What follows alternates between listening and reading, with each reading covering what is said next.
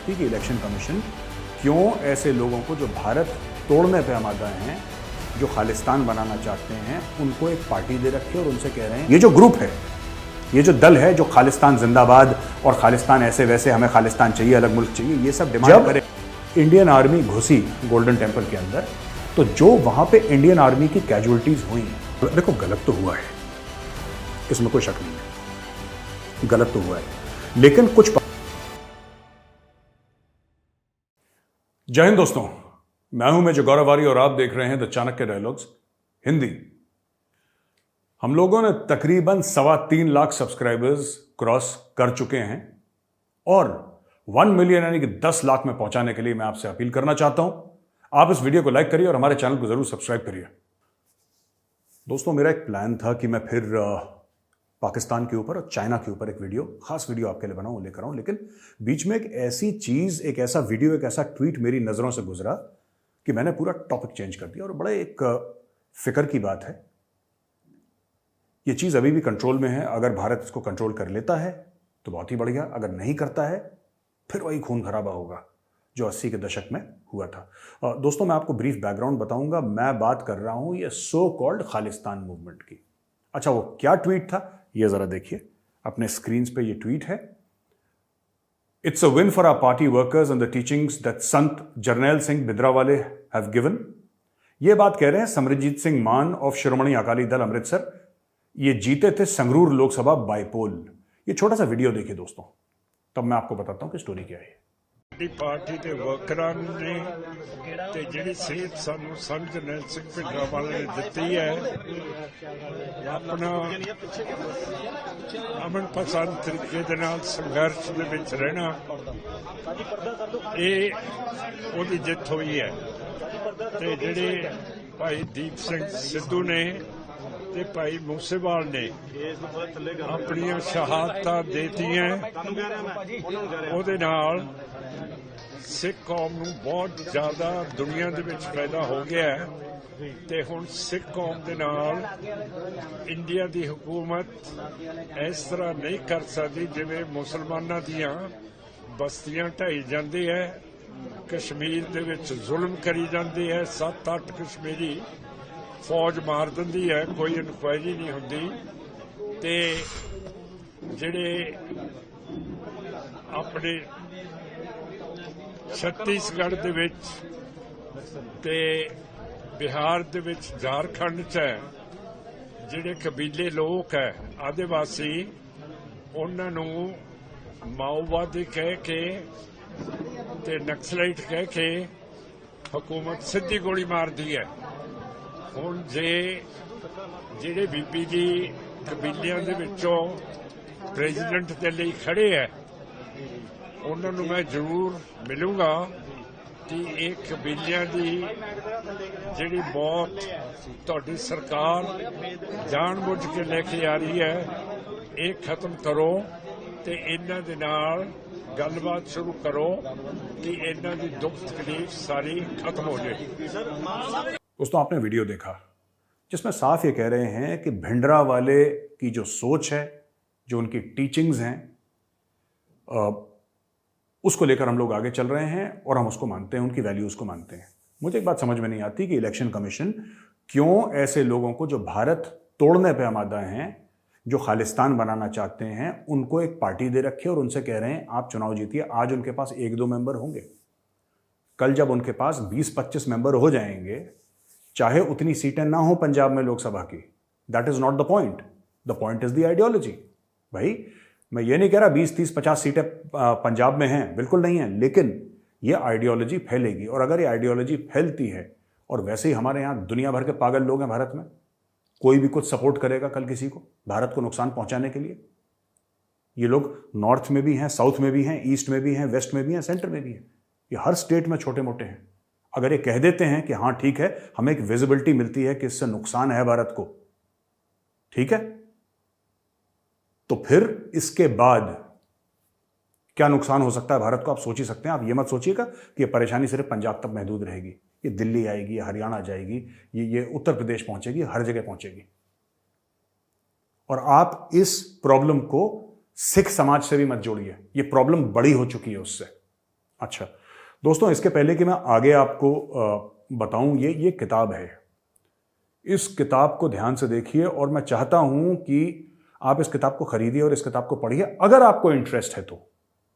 अगर आपको इंटरेस्ट है, ये किताब जो है ना, जीबीएस सिद्धू साहब हैं, ये फॉर्मर स्पेशल सेक्रेटरी हैं रिसर्च एंड एनालिसिस विंग के, जो भारत की खुफिया एजेंसी है उसमें ये काम कर चुके हैं, बड़ी सीनियर पोजीशन पे, बड़ी सीनियर प्रोफाइल पे, और उन्होंने लिखी है द खालिस्तान कॉन्स्पिरेसी। ये किताब है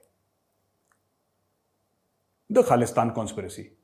ये खालिस्तान की बात कहां से आई, क्यों आई, कौन से ऐसे भारतीय हुक्मरान थे जिन्होंने हवा दी। मैंने अभी आपको थोड़ी देर पहले बोला कि ऐसे लोग आपको North India, South India, East India, West India, Central India, हर जगह मिल जाएंगे। तो जो खालिस्तान को हवा देने वाली बात है, उसकी शुरुआत होती है दिल्ली से, उसकी शुरुआत पंजाब से नहीं होती। ठीक है, इसके पहले कि मैं इस किताब के बारे में थोड़ा सा आपको बताऊं और इस पूरी समस्या के बारे में आपको समझाऊं, मैं आपको एक चीज बताना चाहता हूं। दोस्तों, बात ऐसी है कि लोग कई मुझसे पूछते हैं कि अभी तक बलूचिस्तान आजाद क्यों नहीं हुआ, बलूचिस्तान भारत क्यों कुछ नहीं कर रहा है या नहीं कर पाया है, या बलूचिस्तान पाकिस्तान से अलग क्यों नहीं। देखिए, ऐसा होता है कि किसी भी सेपरेटिस्ट आइडियोलॉजी को हवा देने के लिए, जो एक देश से अलग होना चाहती है, उसको हवा देने के लिए सबसे बड़ी जो जरूरत है वो ज्योग्राफिकल है या जियो स्ट्रेटेजिक है। आपको पता है कश्मीर में आतंकवाद चल रहा है, आपको पता है कश्मीर में ऐसे लोग हैं जो कहते हैं, कुछ हैं वो कहते हैं कि भारत से हमें अलग होना है, ये आपको पता है। उसी प्रकार से खालिस्तान एक अलग मुल्क बनेगा, ये कहने वाले एक स्मॉल माइनॉरिटी है पंजाब में। ठीक है, लेकिन ये बड़ी वोकल माइनॉरिटी है। इनको हवा कहां से मिलती है? इनको हवा इस चीज से मिलती है कि दोनों जम्मू और कश्मीर और पंजाब का बॉर्डर पाकिस्तान से मिला हुआ है। अब आप बलूचिस्तान की प्रॉब्लम समझ रहे हैं, मैं खुल के नहीं कहूंगा, आप अकलमंद ना खुद समझ गए होंगे। ठीक है, अच्छा, मैं सीधा आता हूं इस किताब के पेज 37 पे। बड़ी मजेदार किताब है और इसमें जो चीजें लिखी गई हैं वो सिर्फ एक, जिसको कहते हैं ना रॉ का जासूस, स्पाई, वो पता लगा सकता था। यह कहता है कि दल खालसा के बारे में बताया। दल Khalsa, whenever Bhindranwale was asked by reporters or others about Khalistan, he would say that he would not refuse the offer of Khalistan if made by the government. यानी कि भिंडरावाले से जब भी पूछा गया, जर्नैल सिंह भिंडरावाले आप जानते हैं कौन था, वो जो वहां पे गोल्डन टेम्पल के ऑपरेशन में, ऑपरेशन ब्लू स्टार में मारा गया था और जो खालिस्तान का एक फेस बन चुका था। अच्छा, तो दल खालसा बनाया, दल खालसा था क्या? तो भिंडरावाले से जब भी पूछते थे कि साहब खालिस्तान के बारे में कुछ बताइए, तो भिंडरावाले का हर समय एक जवाब रहता था कि अगर सरकार खालिस्तान देगी तो मैं खालिस्तान को मना नहीं करूंगा, लेकिन खालिस्तान को मैं अपना कोर डिमांड नहीं बनाऊंगा। यानी कि मैं ये नहीं कहूंगा कि मेरी पूरी जो पॉलिटिक्स है, मेरी पूरी राजनीति है, मेरी पूरी सियासत है, वो खालिस्तान के इर्द गिर्द घूमती है। ऐसी बात बिल्कुल नहीं है।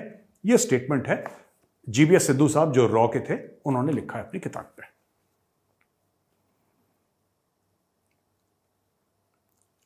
इसके बीच में एक ग्रुप था, one Akbar road group. Akbar road Delhi में, आप जानते हैं अकबर रोड का। इसमें ज़ैल सिंह साहब, जो बाद में प्रेसिडेंट बने, पंजाब की सियासत का बहुत बड़ा नाम थे, कांग्रेस के कोर, बिल्कुल कोर, इंदिरा गांधी के बड़े क्लोज। ज़ैल सिंह साहब का एक आइडिया आया कि एक ऐसी ऑर्गेनाइजेशन बनाई जाए, एक ऐसा दल बनाया जाए, एक ग्रुप बनाया जाए जो खुल के खालिस्तान की डिमांड करे। इस किताब में लिखा है पेज 37 पे, ये नीचे पेज 37 के नीचे, कि वो ग्रुप खुल के खालिस्तान की डिमांड करे और वो भिंडरावाले को सपोर्ट करे खुल के, चाहे भिंडरावाले का उस ग्रुप से कोई लेना देना हो ना हो, बात की बात है। ठीक है, इसमें यह उम्मीद थी कि जब वो खालिस्तान की डिमांड जो है, ये जो ग्रुप है, ये जो दल है, जो खालिस्तान जिंदाबाद और खालिस्तान ऐसे वैसे, हमें खालिस्तान चाहिए, अलग मुल्क चाहिए, ये सब डिमांड करेगा और बोलेगा हम भिंडरावाले को हम सपोर्ट करते हैं, तो क्या होगा कि ये फिर भिंडरावाले से चिपक जाएंगे। ठीक बात है, ये भिंडरावाले से चिपक जाएंगे और भिंडरावाले फिर मना नहीं कर पाएगा, ना इसको मना कर पाएगा, ना इसको कॉन्ट्रडिक्ट कर पाएगा, उसके लिए मजबूरी हो जाएगी। The radical Sikh organization that was thus floated soon after 13th of April 1978 attack on the Nirankari convention was called Dal Khasa, Army of the Pure.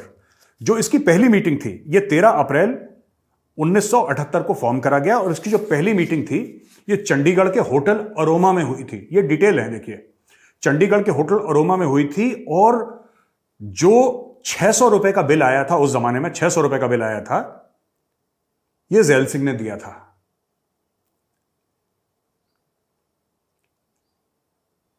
अब इसमें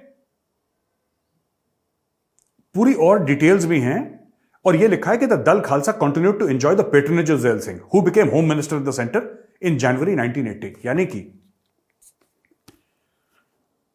यह किताब कहती है, मैंने आपको पेज 37 और पेज 38, ज्ञानी ज़ैल सिंह जी ने दल खालसा क्रिएट करवाया। यह किताब कहती है, यह मैं नहीं कह रहा, यह किताब कहती है कांग्रेस पार्टी ने खालिस्तान को जन्म दिया। फ्रिंज एलिमेंट्स थे पंजाब में जो कह रहे थे कि हाँ हाँ हाँ ऐसा होना चाहिए कुछ कुछ, लेकिन खुल के नहीं आ रहे थे। इनको ऑर्गेनाइज कराने वाले ज्ञानी ज़ैल सिंह थे, जिसको 1980 में जनवरी में भारत का होम मिनिस्टर बना दिया गया। खालिस्तान की डिमांड एक अलग मुल्क हो और उस दल खालसा को जन्म देने वाला आगे चल के बना 2-3 साल के बाद भारत का होम मिनिस्टर। यही चीज कश्मीर में भी हुई थी। जब महबूबा मुफ्ती का बाप, जब पंडितों को मारा गया तो महबूबा मुफ्ती का बाप था होम मिनिस्टर इंडिया का। ठीक है, तो दोस्तों ये स्टोरी है। इस किताब को आप पूरा पढ़ेंगे, आपकी आंखें फटी की फटी रह जाएंगी कि ये बोल क्या रहा है आदमी। और इसमें जो जीबीएस सिद्धू साहब ने बात कही है, कोई ऐसी बात नहीं कही जिसमें आपको प्रूफ न दें। वो इसमें फोटोग्राफ्स हैं, इसमें प्रूफ है, इसमें सब कुछ है। आप पढ़िएगा किताब। खैर, बहुत पहले आनंदपुर साहिब रेजोल्यूशन हुए। आनंदपुर साहिब रेजोल्यूशन में यह कहा गया, आनंदपुर साहिब रेजोल्यूशन में यह नहीं कहा गया कि हमें खालिस्तान चाहिए। उन्होंने बोला कि सिखिज्म की प्योरिटी होनी चाहिए और कॉलेजेस और स्कूल्स में जाके बच्चों को हम सिखिज्म के बारे में बताएंगे, जो हमारे गुरुओं हैं उनकी इज्जत होनी चाहिए, वगैरह वगैरह वगैरह। कई सारी चीजें उसमें बनाई गई। आनंदपुर साहिब रेजोल्यूशन को रेडिकलाइज करा गया बाद में, पॉलिटिकल फायदे के लिए। ठीक है, खालिस्तान की समस्या का जो फायदा था वो पाकिस्तान ने उठाया। पाकिस्तान ने पंजाब में ड्रग्स भेजे, हथियार भेजे। जो आपने पंजाब के बारे में सुना होगा, वहां पे ड्रग्स बहुत हैं। ड्रग्स कहां से आते हैं ये पंजाब में? ये पाकिस्तानी पंजाब से आते हैं। ये पाकिस्तानी पंजाब से, कभी ड्रोन के सहारे, कभी कुरियर के सहारे, किसी ना किसी तरीके से सरहद लांघ के पार करके वहां पे ड्रग्स आते हैं। एक इकोसिस्टम बन गया है। या फिर कोई उल्टा ले जाता है यहाँ पे, कभी गुजरात में लैंड हो गए, कभी बंबई में लैंड हो गए, बाय सी समुद्र के रास्ते आ गए, फिर ऊपर चले गए पंजाब। ये सब चलता रहता है। ठीक है, सेम ड्रग की प्रॉब्लम कश्मीर में भी है। और कश्मीर में मैं बार बार ये रिक्वेस्ट कर चुका हूं, जो भी हमारे लीडर्स हैं, कि सिर्फ डी रेडिकलाइजेशन की प्रॉब्लम नहीं है, डी एडिक्शन की भी बहुत जबरदस्त एक हमें वहां पे उठानी पड़ेगी कश्मीर में और पंजाब में। कश्मीर में तो कुछ ऐसे ऐसे इलाके हैं कि दिन भर लड़के पड़े रहते हैं कोने में, वो सुई लगा के फिट रहते हैं। और ये पंजाब में भी यही चीज हो गई। खैर, वापस खालिस्तान पे आते हैं। अच्छा, मोदी जी G7 की मीटिंग के लिए गए जर्मनी। ठीक है, तो ये जियो न्यूज का ये देखिए कवरेज, आप ये वीडियो देखिए छोटा सा जियो न्यूज का, फिर मैं बताता हूं आपको।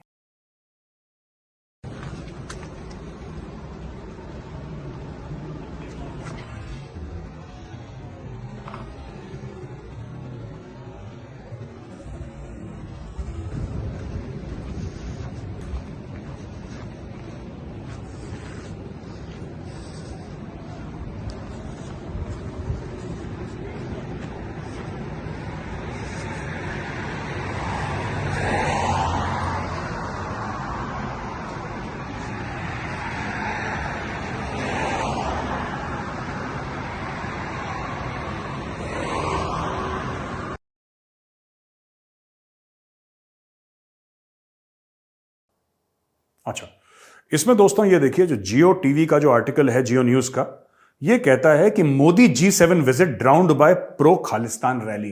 यानी कि नरेंद्र मोदी जी की जो विजिट थी, नरेंद्र मोदी जी की जो विजिट थी वो खालिस्तान की आवाजों से दब गई वो पूरी विजिट। ये पाकिस्तान ऐसी बातें कहेगा क्योंकि भाई ब्रिक्स में पाकिस्तान को बुलाया नहीं। पाकिस्तान को ऐसा लगता है कि इंडिया ने ब्लॉक कर दिया ब्रिक्स में, जो पाकिस्तान को ऐसा लगता है। और देखिए ब्रिक्स जो है ना, मैं थोड़ा सा हट के बात कर रहा हूं, ब्रिक्स जो है वो इमर्जिंग इकोनॉमीज हैं। उसमें चाहे ब्राजील हो, चाहे रशिया हो, चाहे इंडिया हो, चाहे चाइना हो, चाहे साउथ अफ्रीका हो, जो भी 4-5 मेंबर्स हैं ब्रिक्स के, ये इमर्जिंग इकोनॉमीज हैं वर्ल्ड की। अब पाकिस्तान का क्या काम, पाकिस्तान का क्या काम, क्या करना है वहां पे? ब्राजील से भीख मांगनी है, इंडिया से भीख मांगनी है, तो ठीक है, आ जाओ, स्वागत है आपका। लेकिन ब्रिक्स में क्या काम है? और मुझे ऐसा नहीं लगता कि इंडिया ने कोई ऐसा खास प्रेशर डाला होगा। चाइना ने भी सोचा होगा यार कि अभी अभी तो इनको $2.5 अरब दिए हैं, डॉलर दिए, माफ कीजिएगा, $2.5 अरब इनको दिया। अब इनको क्यों ब्रिक्स में क्या इतनी क्या भूख हो गई कि अचानक हम सबसे एक ही साथ मांग लें? एक कमरे में सब होगा। अब मोदी जी के सामने आप एक बात बताइए, मोदी जी कमरे में बैठे हैं, शहबाज शरीफ आ गया वहां पे, मोदी जी पैसे दे, मोदी जी मना कर पाएंगे? नहीं, it will be embarrassing for the prime minister of India, वो एम्बैरेस हो जाएंगे।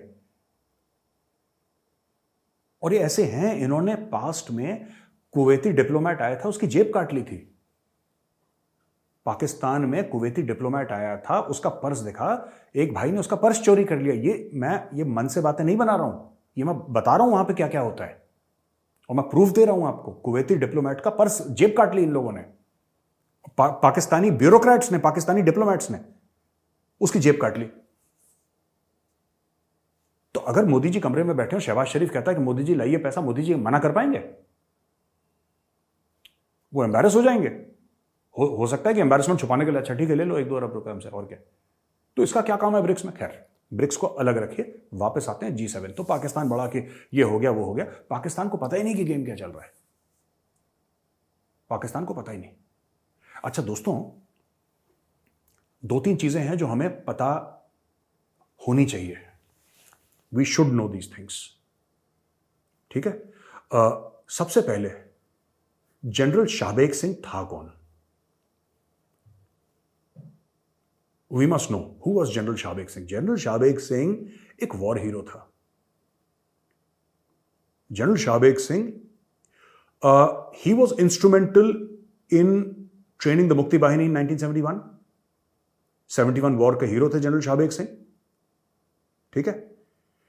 पर जनरल शाहबेग सिंह जब रिटायर हो रहे थे, उसके एक दिन पहले उनको बिना पेंशन के सर्विस से निकाल दिया गया और उनके ऊपर चार्ज लगाया गया, इल्जाम लगाया गया करप्शन का, कि साहब ये आदमी भ्रष्ट है। जनरल शाहबेग सिंह को बहुत गुस्सा आया, कोर्ट में गए, कोर्ट ने बोला कि नहीं, जनरल साहब निर्दोष हैं, उन्होंने ऐसा कुछ नहीं करा। जहां तक मेरी याद है, he was exonerated by the honourable court, ठीक है। अब हुआ यह कि जनरल शाहबेग सिंह को गुस्सा बहुत आया कि मैंने देश की इतनी सेवा करी और मेरी इतनी बेइज्जती। उनको क्या करना चाहिए था कि उनको काउंटर केस फाइल करना चाहिए था। डेमोक्रेसी में यही होता है, अगर आप मेरी बेइज्जती करेंगे तो ऐसा नहीं कि मैं घर पे आपके हथियार लेके पहुंच जाऊंगा और आपको जान से मार दूंगा, नहीं, ऐसा नहीं होना चाहिए। आई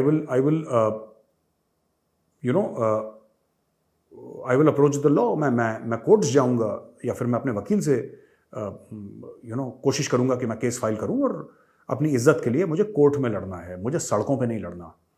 जनरल शाहबेग सिंह ने क्या कर दिया कि उन्होंने अपनी इज्जत के लिए वो सड़क पे आ गए।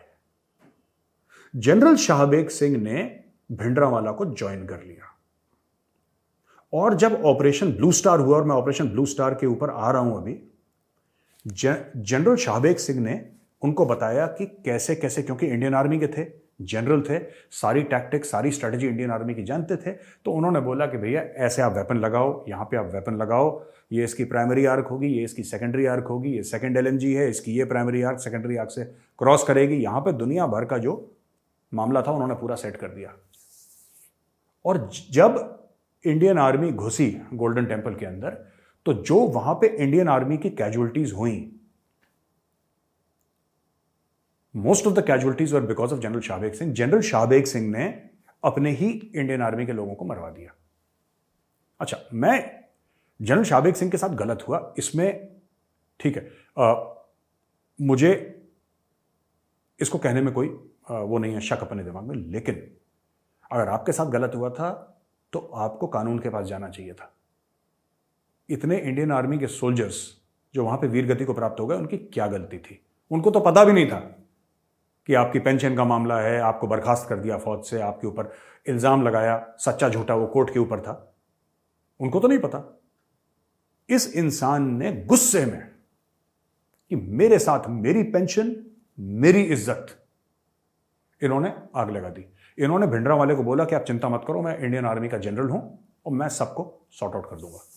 ठीक है, मैं 2-3 बातें कहना चाहता हूं आपको ऑपरेशन ब्लू स्टार के ऊपर, और जो मैं बातें कहना चाहता हूं बड़ी कंट्रोवर्शियल होंगी और मुझे पता है कि मुझे बहुत सुनने को मिलेगा, लेकिन यह बात मेरे दिल के बहुत करीब है। ठीक है, मैं 2-3 बातें कहूंगा, फिर मैं वापस जो पंजाब में आजकल चल रहा है मैं उसके ऊपर आऊंगा। दोस्तों, स्टोरी यह है कि अगर आतंकवादी गोल्डन टेंपल के अंदर घुस गए थे तो क्या कोई और तरीका था? क्या कोई और तरीका था उस चीज को सॉर्ट आउट करने का? बिल्कुल था, बिल्कुल था। मैं इस बात से बिल्कुल भी सहमत नहीं हूं कि आपने फौजें भेजी हरमंदर साहब के अंदर। मैं हरमंदर साहब पे 10 बार माथा टेक चुका हूं अमृतसर जाके, और जब भी जाता हूं मेरे मन में शांति होनी चाहिए अंदर जाके,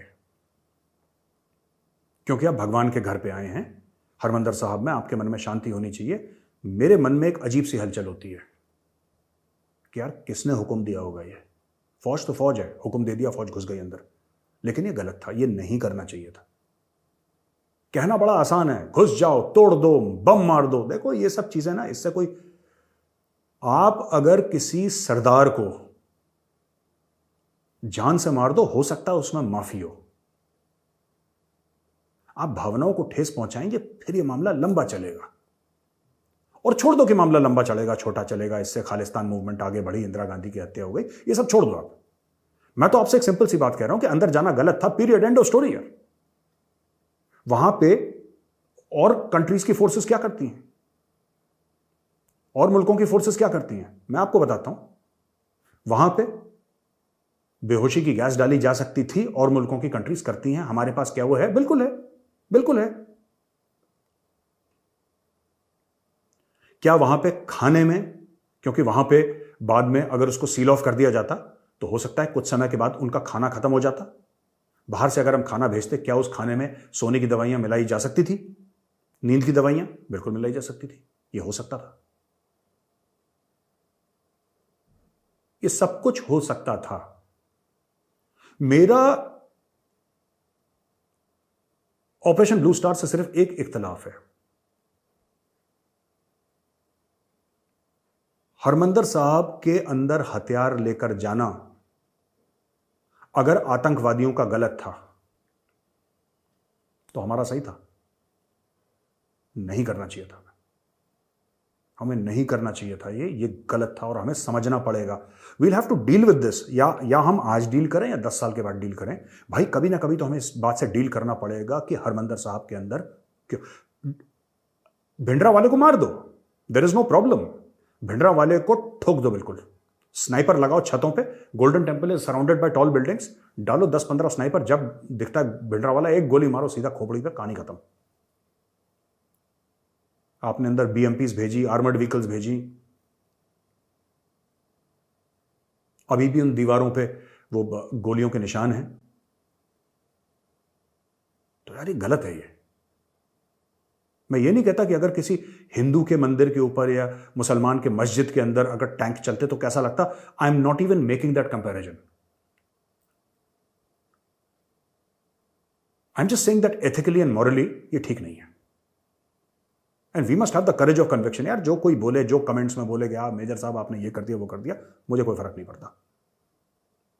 10 और तरीके थे कि अंदर से भिंडरावाले की लाश भी निकलती, कोई बेगुनाह मारा भी नहीं जाता, सारे आतंकवादी भी मर जाते, लेकिन मेरा सिर्फ ये एक सिंगल पॉइंट है कि ऑपरेशन ब्लू स्टार क्या ऐसा तो नहीं है कि किसी प्राइम मिनिस्टर की ईगो सेटिस्फाई करने के लिए किया हो?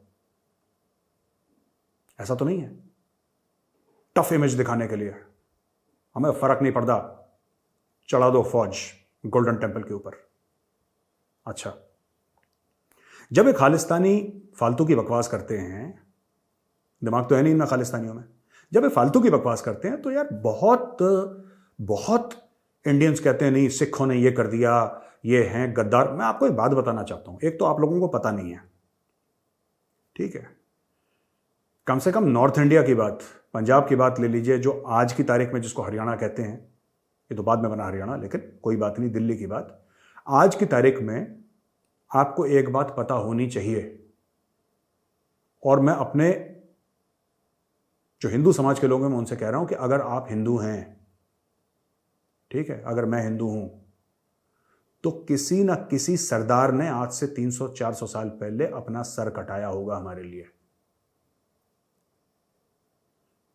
तो जब भी किसी सरदार जी से मिलो ना, एक बार थैंक यू जरूर बोलना उसको, और थोड़ा सा इतिहास पढ़ लो भगवान के लिए, भगवान के लिए हाथ जोड़ के अपील कर रहा हूं, इतिहास पढ़ लो थोड़ा सा। गुरुओं ने सर कटा दिया अपना कश्मीरी पंडितों के लिए, जिन कश्मीरी पंडितों के लिए आप लोग सोशल मीडिया पे कहते हैं ना वी सपोर्ट कश्मीरी पंडित्स, उस जमाने पे तो सोशल मीडिया नहीं था। सिखों के गुरुओं ने अपना सर कटा लिया, और आप में से कुछ लोग, मैं सबकी बात नहीं कर रहा, आप में से कुछ लोग इतनी भद्दी भद्दी बातें करते हैं, शर्म आनी चाहिए आपको। मैं नहीं चाहता अपने वीडियो में ऐसे कठोर शब्द बोलूं किसी के लिए, लेकिन शर्म आनी चाहिए, धिक्कार है आप पे, लानत है। आप हमारे परमवीर चक्र देखिए, महावीर चक्र देखिए, आपको पगड़ी वाला मिलेगा वहां पर। सिखों ने इस देश की रक्षा करी है, सिखों ने हिंदुओं की रक्षा करी है, सिख गुरुओं ने अपना सर कटाया, औरंगजेब के सामने खड़े हो गए। साहब उस जमाने में औरंगजेब से ज्यादा ताकतवर कौन था? हिंदुस्तान का बादशाह था वो, except for some places out of South India and East India, generally over large territory Aurangzeb बादशाह था भारत का। उसके खिलाफ कौन खड़े हुए? गुरु गोविंद सिंह जी महाराज।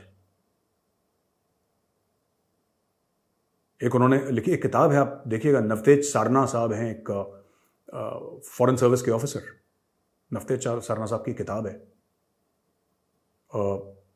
It is called Zafarnama. Zafarnama is actually गुरु गोविंद सिंह जी ने लिखी थी औरंगजेब को, तो उसका ट्रांसलेशन उन्होंने इंग्लिश में करा। ओरिजिनली इट वाज रिटन फारसी। उस जमाने में पढ़े लिखे लोग फारसी में जो कोर्ट की बात होती थी, या जो पढ़े लिखे लोग आपस में जो बातचीत करते थे, चिट्ठियां लिखते थे, फारसी में लिखी जाती थी। तो जफरनामा इज रिटन इन फारसी। आप पढ़िए जरा, आपको पता लगेगा। सिखों की सच्चाई अगर आपको जाननी है, read the Zafarnama, then you will come to know. तो थोड़ी सी इज्जत कर लीजिए, हमारे भाई हैं। अब मैं वापस आता हूं ये पूरे खालिस्तान मूवमेंट के बारे में। ऐसा है दोस्तों कि टोरंटो, जो कि कनाडा में है, लंदन, यूरोप के कुछ मुख्तलिफ शहर और यूनाइटेड स्टेट्स ऑफ अमेरिका में ये मूवमेंट जोर पकड़ रही है, पॉकेट्स में।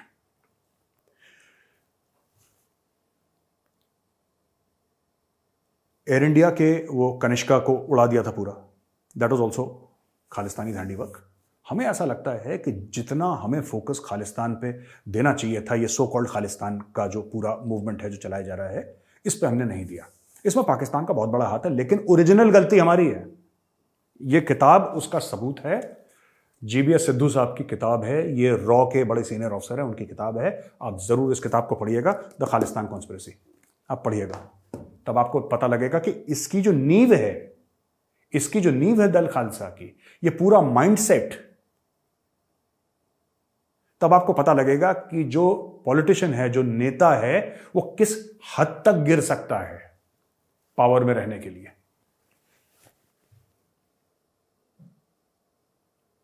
सत्ता में रहने के लिए किस हद तक जा सकता है वो। खून बह जाए सैकड़ों लोगों का, इट डजंट मैटर। वर्चस्व की लड़ाई है ये, उसमें जितने भी कटें, जितने भी मरे, कोई फर्क नहीं पड़ता। खैर, ये जो टोरंटो वगैरह, वैंकूवर में और कनाडा के जो शहर हैं, और इसके अलावा यूएस में, तो ये थोड़ा सा मोमेंटम पकड़ रहे हैं। ये तो डिप्लोमेटिक प्रेशर से और एंगेजमेंट से ये मामला कंट्रोल हो सकता है। लेकिन सबसे बड़ी बात यह है कि ये शिरोमणि अकाली दल जैसी जो लोग हैं, जो चुनाव जीत रहे हैं, और एक सेंस ऑफ विक्टिमहुड जो पंजाब में बनी है कि हमारे साथ गलत, देखो गलत तो हुआ है, इसमें कोई शक नहीं है, गलत तो हुआ है, लेकिन कुछ पार्टीज हैं उस विक्टिमहुड को भुना रही हैं और उनको फिर फर्क नहीं पड़ता।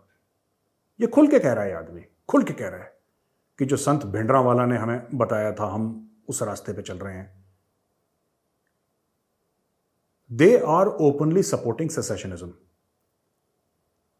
अच्छा, कभी आप जाइएगा मैप ऑफ खालिस्तान देखिएगा, इंटरनेट पे जाइए, गूगल इमेजेस में मैप ऑफ खालिस्तान देखिए। भाई मैप ऑफ खालिस्तान में पाकिस्तान का पंजाब है ही नहीं, सिर्फ इंडिया का पंजाब है। ये पाकिस्तानी फौज ने, आईएसआई ने इतना बेवकूफी का गेम खेला है, इतना बेवकूफी का गेम खेला है कि बस आप देखेंगे आपको हैरानी हो जाएगी। अरे अगर खालिस्तान बनाना है तो सिखों के सबसे बड़े महाराजा कौन थे? महाराजा रंजीत सिंह। महाराजा रंजीत सिंह की राजधानी क्या थी? लाहौर, है ना। उन्होंने काबुल पे सिख फौज का, खालसा फौज का झंडा लगा दिया था काबुल में। एक मैप बनाओ ना यार अच्छा सा खालिस्तान का। मुझे कोई प्रॉब्लम नहीं है, उसके अंदर आप गुरदासपुर भी ले लो, अमृतसर भी ले लो, तरन तारन भी ले लो, आप उसके अंदर पटियाला भी ले लो, भटिंडा भी ले लो, लुधियाना भी ले लो, पूरा पंजाब ले लो, ठीक है, नो प्रॉब्लम। उसके अंदर जरा लाहौर भी ले लो, राइट, उसके अंदर लाहौर ले लो, उसके अंदर पूरा का पूरा पाकिस्तानी पंजाब ले लो जो कि 54% ऑफ पाकिस्तान पॉपुलेशन है, सब ले लो और बोलो साहब, मेजर साहब ये नक्शा है हमारा, तब हम बातचीत करेंगे आपसे। तो ये जो पूरी खालिस्तान की मूवमेंट है, ये हमारे नेताओं की लालच और पाकिस्तान ने जो फायदा उठाया इस चीज का, वहां से शुरू होती है।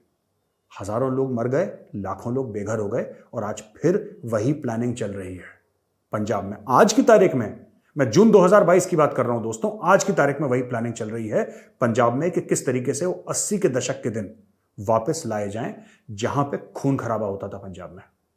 ये पाकिस्तान के हक में है क्योंकि पाकिस्तान कश्मीर हार चुका है, 370 से उसके हाथ से निकल चुका। हार तो खैर बहुत पहले चुका था, लेकिन अभी पाकिस्तान बौखलाया हुआ है कि कुछ ना कुछ तो करना है। पाकिस्तान का डीप स्टेट बौखलाया हुआ है, कुछ ना कुछ तो करना है। नवंबर के बाद इसके ऊपर कार्रवाई होगी जहां तक मुझे लगता है। जनरल बाजवा नहीं चाहता कि लड़ाई हो, और जनरल बाजवा मुंह पे बोल चुका है 10 बार, और उसके प्रूफ भी हैं कि जनरल बाजवा नहीं चाहता लड़ाई हो। लेकिन नवंबर में अगर कोई दूसरा जनरल आता है, chief of army staff of the Pakistan army, उसका क्या मूड है इस पर निर्भर रहेगा कि पंजाब में क्या होता है, और हमें सचेत हो जाना चाहिए। इसको करने के 3-4 तरीके हैं। पहली बात, जो पंजाबी यूथ है और सिख यूथ है उसके साथ एंगेजमेंट आपको बढ़ानी पड़ेगी। आपको उसके साथ एंगेजमेंट पंजाब में बढ़ानी पड़ेगी। दूसरी चीज, पंजाब में, और ये ऑन रिकॉर्ड है, मैं कुछ आपको अपने मन से नहीं बोल रहा कि आप बोले कि नहीं आप तो कम्युनल बात कर रहे हैं, वहां पे क्रिश्चियन कन्वर्जन का एक बहुत बड़ा काम चल रहा है पंजाब में। और जो मेरे सिख भाई बहन है वो बता देंगे, अभी अगर मैं झूठ बोल रहा हूं तो बता देंगे, वहां पे बहुत जबरदस्त काम चल रहा है। गांव के गांव कन्वर्ट हो रहे हैं, सिर्फ ये कि आपको कनाडा का वीजा दिलवा देंगे। सबने बोला कि डन, ये काम चल रहा है वहां पे। तीसरी चीज, एक बड़ा वोकल फ्रिंज एलिमेंट है जो गुरुद्वारों से काम कर रहा है। गुरुद्वारों का इस्तेमाल गलत करा जा रहा है, और इसके लिए बहुत जरूरी है जो गुरुद्वारा की कमेटी है, जो ग्रंथी साहब हैं, उनसे बात करी जाए, उनसे एंगेज करा जाए। देखिए, विदाउट एंगेजमेंट आप सोचें कि बल से आप काम कर लेंगे, काम बल से होगा नहीं। ये काम बल से होगा नहीं, ये काम एंगेजमेंट से होगा। आपको बातचीत करनी पड़ेगी, जो सिख हैं उनसे बात करनी पड़ेगी, जो पंजाबी हैं उनसे बात करनी पड़ेगी। आप बात करेंगे, वो भी बात करेंगे। कुछ शिकवे शिकायतें आपको दूर करना पड़ेगा, जो भी लेन देन करना है दे के खत्म करो। जब मैं लेन देन कहता हूं, मैं पैसे की बात नहीं कर रहा। जब किसी के दिल में शिकवे होते हैं तो आपको मानने पड़ेंगे, आपको ट्रूथ एंड रिकंसिलिएशन करना पड़ेगा, तब जाके मामले सुधरेंगे। आज की तारीख में पंजाब की इकोनॉमिक हालात बहुत खराब है, और भगवंत सिंह मान जी ने वैसे भी बोल दिया कि मैं फ्री में ये दे दूंगा, फ्री में दे दूंगा। पैसे है नहीं, 2 से लेकर 2.5 लाख करोड़ का खसारा है, लॉस है वहां पे पंजाब की ट्रेजरी को। ऐसा मैंने मीडिया में पढ़ा है कि 2 से लेकर 2.5 लाख करोड़ का स्टेट की रेवेन्यूज बिल्कुल खत्म हो चुकी हैं लगभग, सेंटर के ग्रांट पर सर्वाइव कर रहा है। तो वहां पे एक सस्ती पॉपुलैरिटी, एक फ्रिंज एलिमेंट को, जो कि बड़ा वोकल है, मैं कुछ कहूंगा नहीं, लेकिन जिनको पंजाबी समझ में आती है वो सिद्धू मूसेवाला का लेटेस्ट गाना सुन लेना एक बार, आपको पता लग जाएगा मैं किस चीज़ की बात कर रहा हूँ। आपको पता लग जाएगा मैं किस चीज़ की बात कर रहा हूँ। सिद्धू मूसेवाले का लेटेस्ट गाना सुन लेना आप, अगर आपको पंजाबी समझ में आती है। और नहीं है तो कोई आपका सिख दोस्त है या पंजाबी दोस्त है, उससे एक बार पूछ लेना कि भाई ये बोल क्या रहा है ज़रा। एक बहुत बड़ी प्लानिंग चल रही है पंजाब में, और अगर हमने नहीं रोकी, ये फिर से 4-5 साल के अंदर हमारे सर पे नाचेगी, और फिर आप दोबारा फौजें भेजने में मजबूर हो जाएंगे, पैरामिलिट्री फोर्सेस भेजने में मजबूर हो जाएंगे, सीएपीएफ भेजने में मजबूर हो जाएंगे। आपको सिखों से बात करनी पड़ेगी। आपको गुरुद्वारों में जाके जो ग्रंथी साहब हैं, ग्रंथी साहब से आपको बात करनी पड़ेगी। ये पूरा मसला एंगेजमेंट का है, पूरा मसला बातचीत का है। और जो बाहर हैं, जो खालिस्तान के नारे लगाते हैं और झंडे वंडे करते हैं, ये देखिए, ये इनकी कोई वैल्यू नहीं है। मैं आपको बता रहा हूँ, इनकी वैल्यू सिर्फ ये है कि कभी एक आर्टिकल छपवा दिया, they can be ignored, they are inconsequential. इनके ऊपर इतना टेंशन लेने की जरूरत नहीं है, हम लोगों को इतना स्ट्रेस लेने की जरूरत नहीं है। ये पार्ट टाइम करते हैं, ये सब लोग अपनी नौकरियों में लगे हैं। कोई टैक्सी चला रहा है, किसी की दुकान है, किसी का छोटा मोटा बिजनेस है, किसी का बड़ा बिजनेस है। ये लोग मिलते हैं, मिलके कभी कभी ये झंडा वंडा जला देते हैं, कभी कुछ कर लेते हैं। Just ignore them. इनके मुंह लगने की जरूरत नहीं, क्योंकि चाहते हैं ये कि आप इनके मुंह लगें। आप जितना इनके मुंह लगेंगे उतना इनको पॉपुलैरिटी मिलेगी। ठीक है, इनको कोई नहीं पूछ रहा वहां पे, इनकी सरकार नहीं पूछ रही वहां पे, कुछ नहीं। बस ये कनाडा में छोटे छोटे अपने पंचायत लेवल के चुनाव लड़ते रहते हैं, इसी में खुश हैं। Let them be happy.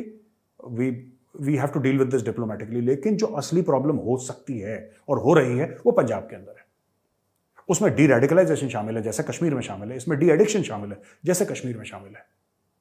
इसमें बातचीत करने की जरूरत है। गुरुद्वारा में जो आपके जो वहाँ पे ग्रंथी साहब हैं, उनसे बात करने की जरूरत है। पंजाबी यूथ से जो स्कूल हैं, कॉलेज हैं, उनके साथ एंगेज करने का एक प्रोग्राम होना चाहिए। वरना ये जो फॉल्ट लाइन है, ये चौड़ी होती जा रही है, और इस फॉल्ट लाइन का पाकिस्तान फायदा उठा रहा है, आपकी आंखों के सामने फायदा उठा रहा है। ये जो मोदी जी के सामने जो पूरी रैली हुई है ना, जो मोदी जी G7 के ले गए, जो रैली हुई है, ये उसी पाकिस्तान की एक इनिशिएटिव था कि इकट्ठा करा जाए डिसअफेक्टेड एलिमेंट्स को, उनके पैसे दिए जाएं, और उनके बाद हाय हाय के नारे वहां पे लगवाए जाएं। ये काम होता रहेगा जब तक हम लोग बीच में नहीं पड़ेंगे और इस प्रॉब्लम को सॉल्व नहीं करेंगे। धन्यवाद दोस्तों, ये वीडियो देखने के लिए। इस वीडियो को लाइक करिए, हमारे चैनल को सब्सक्राइब करिए। जय हिंद।